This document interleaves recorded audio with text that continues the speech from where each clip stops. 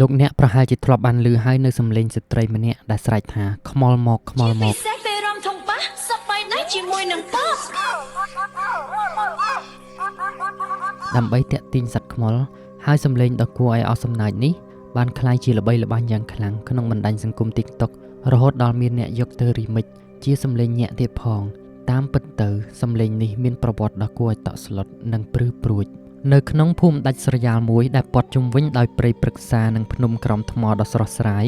មាននារីម្នាក់ឈ្មោះនិមលដែលមានសម្រស់ស្រស់បំព្រងនិងមានចិត្តល្អស្មោះត្រង់និមលរស់នៅជាមួយម្ដាយចំណាស់របស់នាងនៅក្នុងផ្ទះឈើចាស់មួយខ្នងដែលមានសភាពទ្រុឌទ្រោមដែលស្ថិតនៅចុងភូមិជាប់នឹងព្រៃស្ងាត់ជ្រងំជីវិតរបស់និមលហាក់ដូចជាគ្មានអ្វីគួរឲ្យចាប់អារម្មណ៍ទេរហូតដល់ថ្ងៃមួយដែលនាងបានជួបនឹងបុរសម្នាក់ឈ្មោះវិសាលដែលមកពីទីក្រុងភ្នំពេញវិសាលជាបុរសរូបសង្ហាមានការងារល្អនិងមានទ្រព្យសម្បត្តិគ្រប់គ្រាន់ហើយគាត់បានមកធ្វើការនៅក្នុងគម្រោងអភិវឌ្ឍន៍មួយក្នុងភូមិរបស់និមល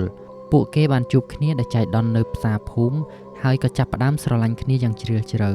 ក្នុងរយៈពេលត្រឹម3ខែប៉ុណ្ណោះវិសាលបានសុំដណ្ដឹងនិមលពីម្ដាយរបស់នាងហើយពួកគេក៏បានកំណត់ថ្ងៃរៀបការយ៉ាងរីករាយ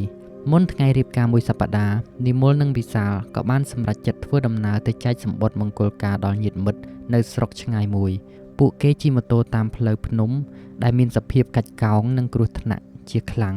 ថ្ងៃនោះមេឃចាប់ផ្ដើមស្រទុំភ្លៀងចាប់ផ្ដើមធ្លាក់រលឹម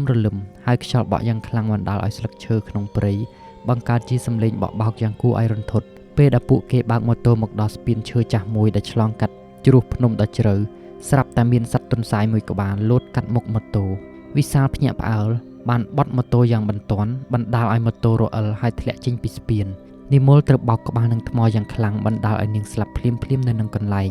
ចំណែកវិសាលរងរបួសស្រាលសពនិមលត្រូវបានគេយកទៅបូជានៅវត្តក្នុងភូមិហើយម្ដាយរបស់នាងសឹងតែនឹងគាំងបេះដូងស្លាប់ទៅតាមកូនដែរតែគាត់ខំទប់ស្មារតីវិសាលបានចូលរួមពិធីបុណ្យសពរបស់និមលហើយបានសន្យាជាមួយខ្លួនឯងថានឹងមិនរៀបការជាមួយនរណាម្នាក់ទៀតឡើយប៉ុន្តែពេលវេលាបានកន្លងផុតទៅការឈឺចាប់ក្នុងចិត្តរបស់វិសាលក៏ចាប់ផ្ដើមស្រាក់ស្រានរយៈពេល3ខែក្រោយមកវិសាលបានស្គាល់នារីម្នាក់ឈ្មោះសុខាដែលជាគ្រូបង្រៀននៅសាលាបឋមសិក្សាក្នុងភូមិសុខាមានទឹកមុខស្រស់ថ្លានិងចិត្តល្អដូចនិមលដែរហើយនាងតែងតែលួងលោមវិសាលឲ្យភ្លេចនៅការឈឺចាប់ពីអតីតកាលទីបំផុតវិសាលក៏សម្រេចចិត្តរៀបការជាមួយសុខាដោយមិនបានដឹងថាវិញ្ញាណក្ខន្ធរបស់និមលនៅតែតាមឃ្លាំមើលគាត់គ្រប់ពេលវេលា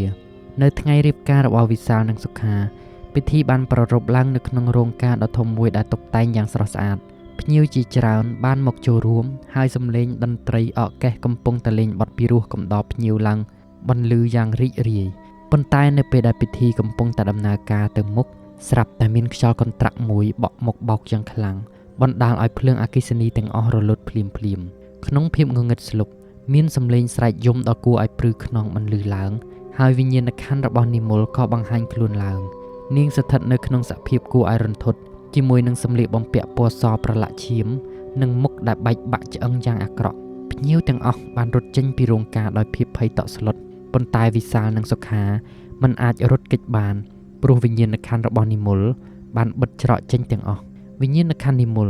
បានហោះសម្ដៅទៅរកវិសាលដោយមានទឹកភ្នែកឈាមហូរចេញពីភ្នែករបស់នាង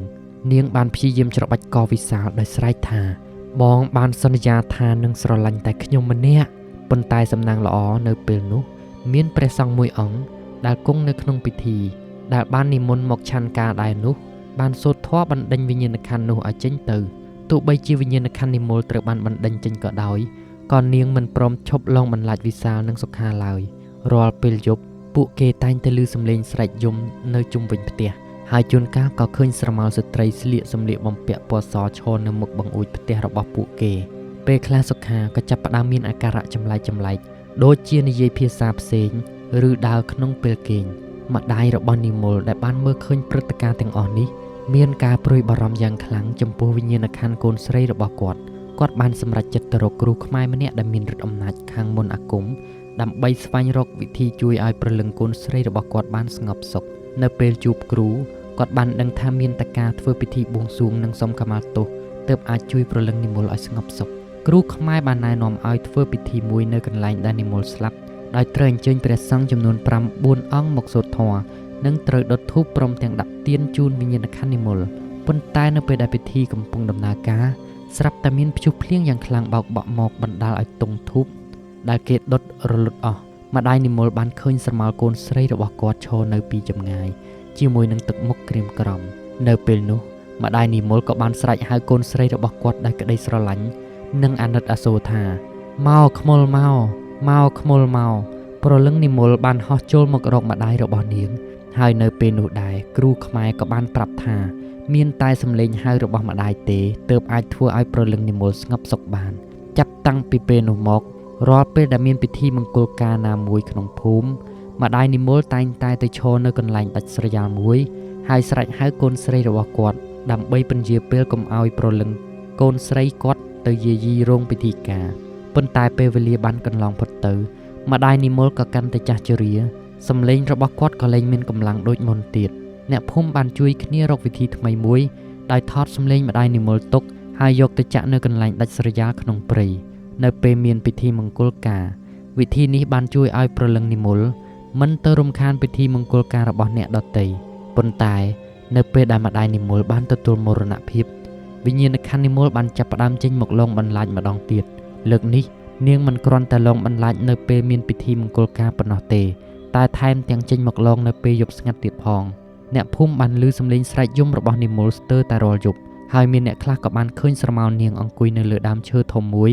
ដើមនៅក្បែរភ្នូររបស់ម្ដាយនាងព្រលឹងនិមលបានក្លាយជារឿងព្រេងនិទានដ៏គួរឲ្យរន្ធត់មួយនៅក្នុងភូមិអ្នកភូមិជឿថានៅពេលណាដែលមានពិធីមង្គលការហើយមេឃស្រទុំមានខ្យល់បក់ខ្លាំងនោះមានន័យថាព្រលឹងនិមលកំពុងតែវិលត្រឡប់មកម្ដងទៀតហើយចាប់តាំងពីពេលនោះមកអ្នកភូមិតែងតែយកសំឡេងថតរបស់ម្ដាយនិមលទៅចាក់នៅពេលមានពិធីមង្គលការដើម្បីការពារកុំឲ្យព្រលឹងនិមលមករំខាន